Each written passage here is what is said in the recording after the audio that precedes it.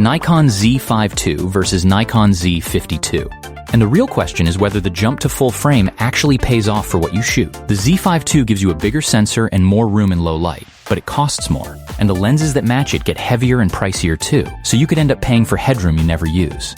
Go too basic, though, and you'll feel it in dim rooms and portraits. By the end, you'll know which one fits you. Let's break it down.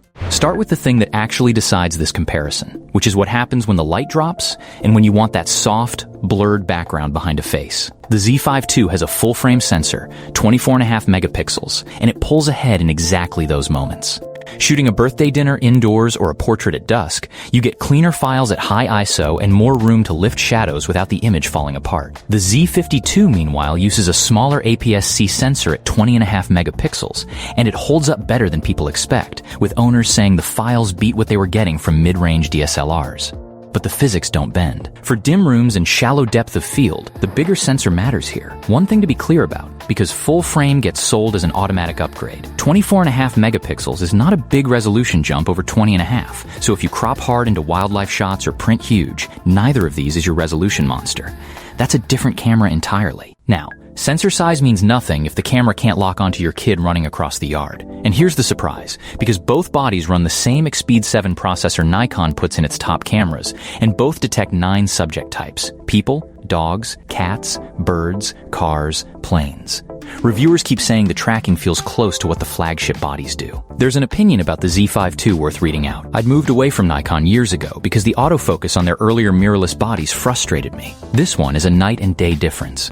It's still not quite the best I've used, but it's more than good enough for how I shoot. That said, neither of these is a pro action body. If you're shooting paid sports or serious birding in bad light, you're looking at a higher tier. For kids, pets, and everyday moving subjects, they're close enough that autofocus alone won't decide it. What will decide it for a lot of people is the glass, because full frame changes the cost of ownership. Z-mount full-frame lenses are bigger, heavier, and cost more. And once you've bought 2 or 3 of them, the body price stops being the main number. The upside is Nikon's full-frame lineup is deep, and the Pro S-Line glass is excellent. The Z52 flips that. It's a small, light kit with small, light lenses, but Nikon's native DX lens range is thin, especially zooms, and there's basically one fast DX prime.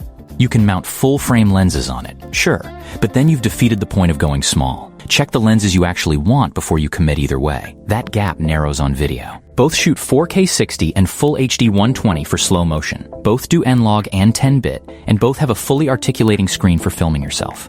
The Z52 leans hard into creator tools, with a front tally light so you know you're recording, product review mode, and streaming straight over USB-C. But if 4K 60 is your main format, know that the Z52 crops in 1.5 times, and turning on electronic stabilization tightens the frame even more, which gets awkward in a small room.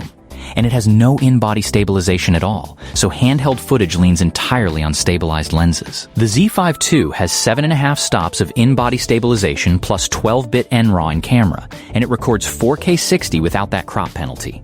For handheld run and gun, the Z52 is the more forgiving camera. On size, the Z52 is the one you'll actually bring. The Z52 weighs about 620 grams before you add a lens, and reviewers are blunt that it's not the camera for someone building the smallest possible travel kit. 2 more practical differences. The Z52 has dual card slots, the Z52 has 1, so no in-camera backup on paid work. And plan on spare batteries for the Z52, since endurance is the complaint that comes up most from people who travel with it.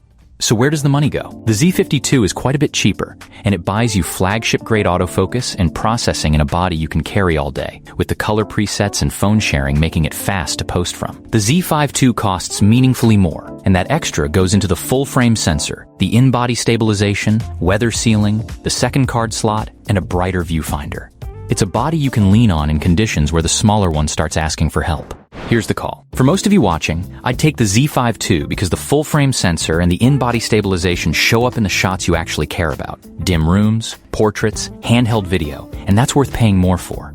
But if you're buying a camera for travel and everyday carry, the Z52 is the one that comes with you instead of staying home. And if you're upgrading from a phone or an old DSLR and want the money in glass rather than the body, it's the smarter buy. Where the Z52 falls apart is paid work, since one card slot means no backup while you shoot. And you, which one would you pick? Let me know in the comments. Links below in the description.